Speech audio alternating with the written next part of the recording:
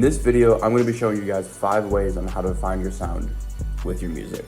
So these aren't necessarily tips, they're kind of just guides. So I guess the format that they're in will be a little weird, but it's all right. Number 1 is to be active on social media. If people don't know who you are, your music won't have significance, if that makes sense.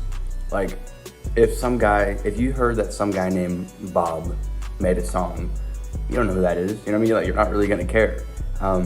But if for some reason you find out that the president made a song, because people know who he is, the song has significance, you know what I mean?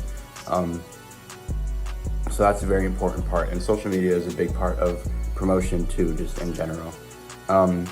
Number 2 is to look at what other artists are doing.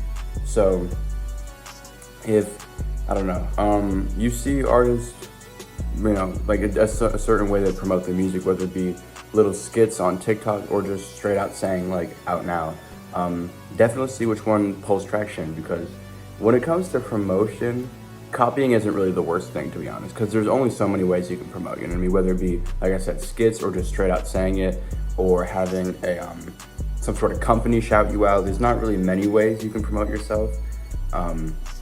So, you know, copying when it comes to promotion isn't the worst thing ever.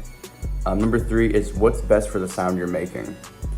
So if you're making R&B music, you don't want crunchy, distorted vocals, you know what I mean? You most likely want smooth, you know, just super relaxing vocals, super soft voice, soft singing, soft speaking, whatever you want to call it. Or maybe you do want crunchy, distorted vocals for R&B music, and that's what your sound is, you know what I mean? Just doing things that are very unexpected. Maybe that's what brings you traction, but definitely just find out what your sound is.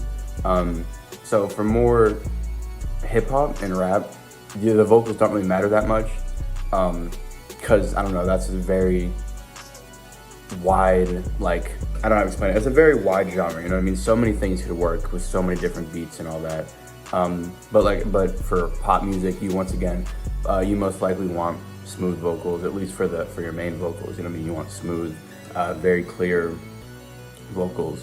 Number 3 is your face is your business. So, and I don't know how to explain it. If your commentary for some reason is really good, or maybe you make animations with commentary, then you won't necessarily have a problem. But if you don't show your face at all, it's not enjoyable for the viewer or the listener, whatever you want to say.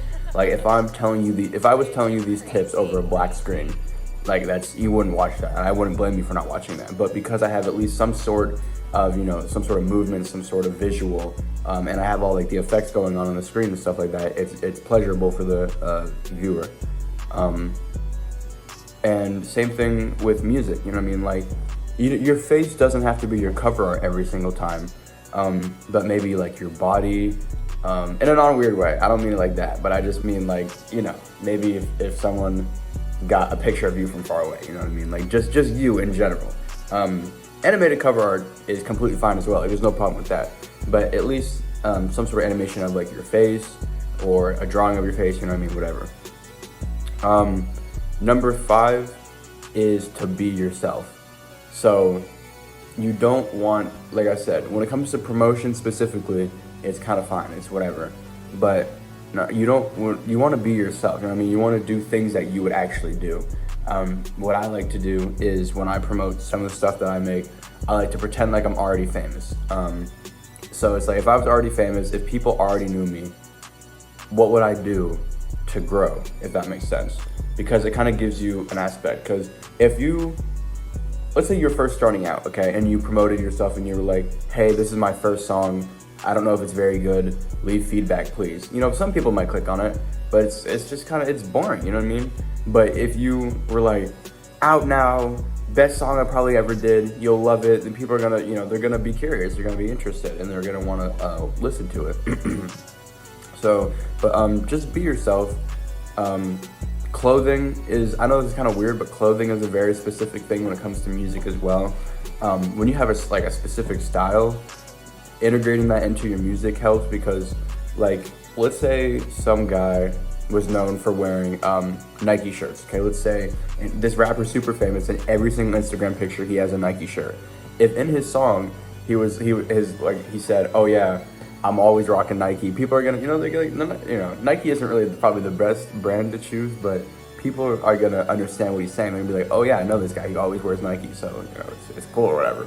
But if people don't know you, you can't really make little things like that in your song, which is once again why you have to promote yourself and your business, but you are your business.